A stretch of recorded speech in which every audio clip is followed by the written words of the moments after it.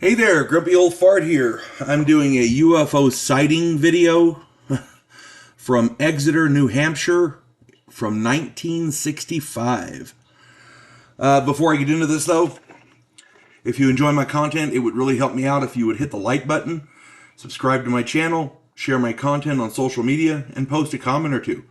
Remember, I welcome your comments, even if you disagree with me. If you enjoy a good book, check out my author page on Amazon.com. My pen name is H.L. Anderson, and you can find all of my books there. I like to think I write good stories that make you think. Hope you find some of my books that you like, and hope you enjoy reading them. All right. September 3rd, 1965. Norman Muscarello had just left an enjoyable evening with his girlfriend. He was hitchhiking down Route 150 trying to get home. It was about 2 a.m. He was having no luck catching a ride, and the weather was turning cold.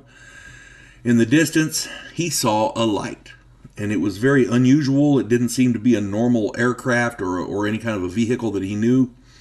And this guy was getting ready to go in the military, so he was somewhat familiar with the different aircraft types. Before long, the light turned into 5 lights, and they began blinking in a pattern. As he watched, the lights began to approach him very quickly. They were low to the ground, and it was starting to really concern him. He dove to the ground. When he got closer, he dove to the ground, fearing that it might hit him.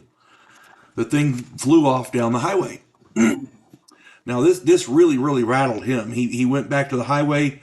He forced a car to stop. He literally jumped out in front of them and made them stop.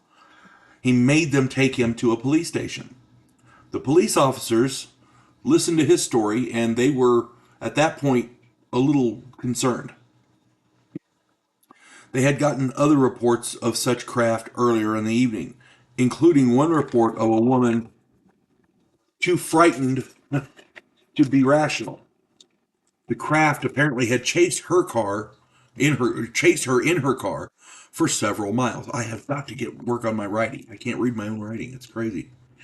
Officer Eugene Bertrand drove Muscarello back out to the spot, but all was quiet. There was no sign of the thing. They parked and got out to look around. Bertrand had a flashlight, and they were looking around. They couldn't find anything. Then they heard animals like horses and dogs over in this field. They were going crazy, and they shined a flashlight over there. The craft rose out of that field. Bertrand got on his radio and called it in. When he said he was seeing the thing himself, the dispatcher ordered another officer to the scene. They tried to get him back up. Excuse me. The object moved closer to Muscarello and Bertrand. They saw it, and it was a circular craft about 40 to 50 feet across. It kept coming closer, so Bertrand drew his sidearm and yelled, "I will shoot." It really rattled this cop. He pulled his sidearm, and he said, "I will shoot." The object began to retreat as the other officer, Hunt, arrived. This other officer's name was Hunt, and he saw it as well. The object retreated quickly out of view. Now, the United States Air Force, they came and investigated the thing. They claimed that the craft was part of a secret military training program. Both law enforcement officers, Bertrand and Hunt, disputed that claim. They were well aware of military craft, and they were positive that it was not one of theirs. Ultimately, the craft is listed as unidentified. So to date, nobody can say they know what it was. All right. Now, this sighting is particularly compelling. There are at least 5 witnesses, 2 of which are police officers. One law enforcement officer was so rattled that he actually drew his weapon and shouted at it. Now, it takes a lot, or at least back then it took a lot to get an officer to draw his weapon. These days, not so much, but back then, it took a lot to get an officer to draw his weapon.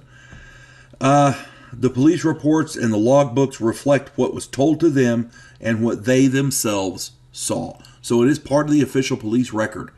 These things, this particular event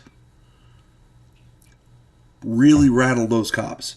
They believe they witnessed something out of the ordinary. And it's in the official log, the police report. Regardless of what the Air Force says about UFOs, this is going to sound bad. Now that we know the Air Force went into these UFO investigation groups with the idea we're going to we're going to find reasons to debunk them rather than admit that they're real. Yeah, when you go in with a preset idea of what the investigation is going to come out as, yeah, it's not. That's not investigation. That is not an investigation. At any rate, I don't trust what the Air Force or the government says about UFOs. I don't trust what they say about JFK. I don't trust what they say. That's just me. At any rate, I would trust these cops and Mr. What's his name, Markowitz or whatever. I don't know what his name, Muscarello. Excuse me. I would trust what they say over the government any day. I hope this finds everybody well. You folks have a good one. God bless one and all. There is a house in New Orleans where the monsters all hang out. When the police detective, who happens to be a skinwalker squirrel, uncovers a plot by a paranormal perpetrator, he has to enlist the aid of his fellow housemates. If you enjoy a modern, quirky take on historical mythology, check out my new original novel, The House Off Farrago Road.